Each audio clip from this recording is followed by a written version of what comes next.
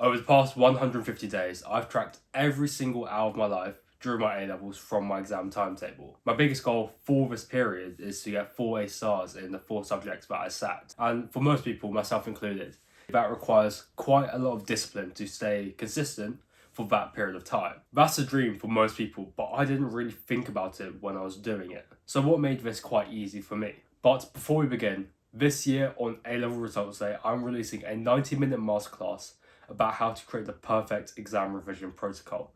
If you're interested in that, sign up to my waitlist down below in my description and join my Discord while you're at it as well. The first thing that I learned was about my motivation and my drive to go and achieve very high level things. I'm very fortunate that I'm a very self-motivated person.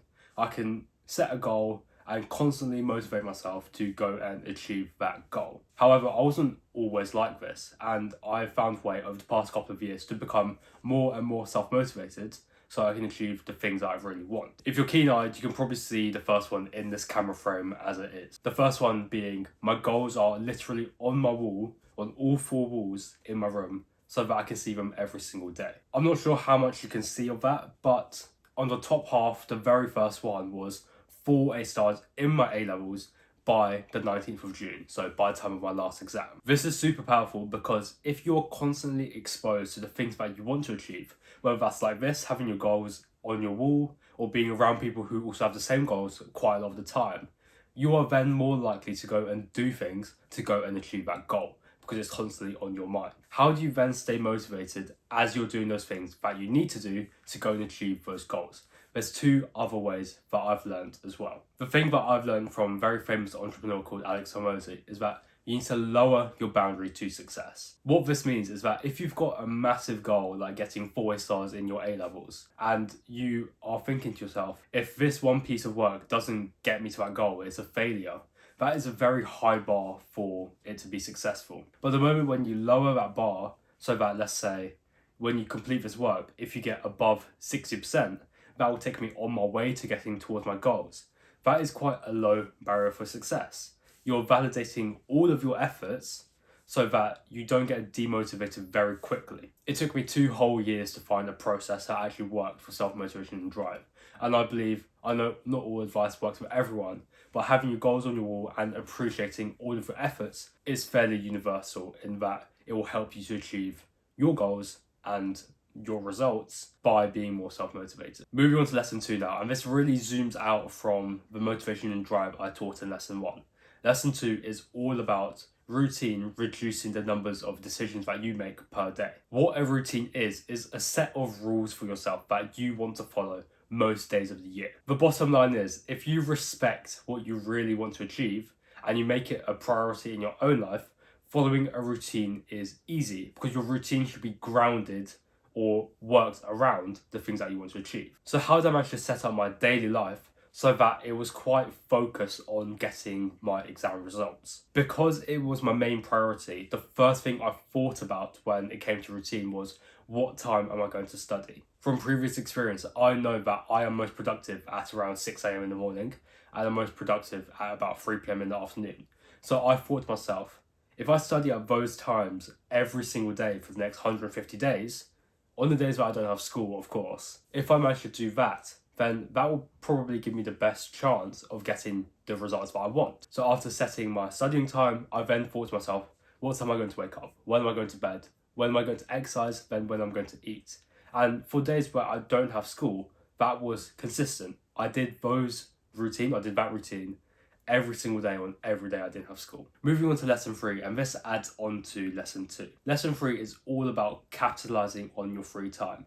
By setting this routine as we did in lesson 2, you have understood that if you do have a day where you are completely free, this is how you're exactly going to spend it. It came to that I was studying about 1.5 to 2 hours every school day, but then I was studying 4.5 hours every non-school day. When I have more time to organize for myself, I am obviously working more.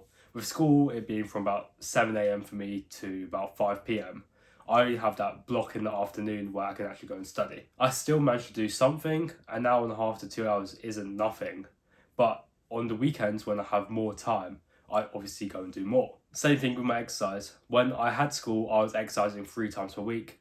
When I had holidays, so like long weeks off, and when I had study leave, I was exercising 5 to 6 times a week in the gym, so doing heavy weight training. You've got to find the balance between managing your time during school and managing your time during the holidays. Obviously, you would do less when you're at school because your lessons are structured, your timetable is structured, you have less time to play with.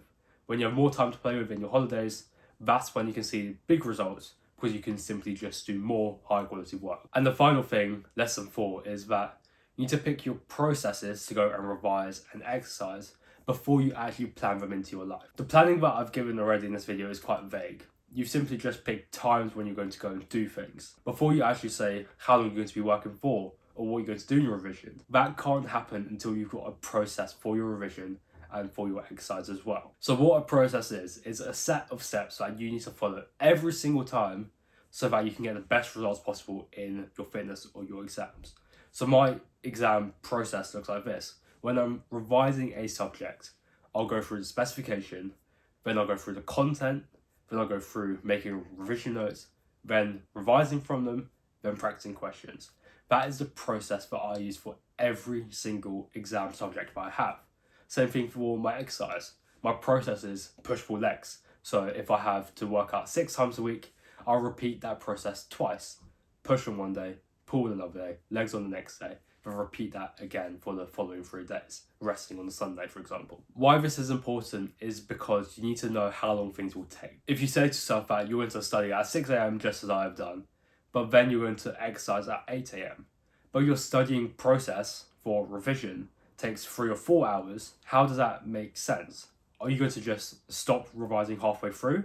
Or are you going to make your time and your plans more reasonably by, say, studying at 6 a.m. then exercising at 11 or 12? So you're giving yourself a good buffer of time to get your process complete. But you may not know how to make a process for exam revision. And that's why, as I said before, on the 14th of August, I am creating a 90-minute masterclass, which is all you need to create a perfect exam revision protocol to go and achieve the grades that you really want. If you're interested in that, fill in the Google form down below and join my Discord so that you can get it discounted when it comes out for purchase. So yeah, that's all the advice I have for this video today. If you do find this content useful, please do like and subscribe, and I'll see you in the next video.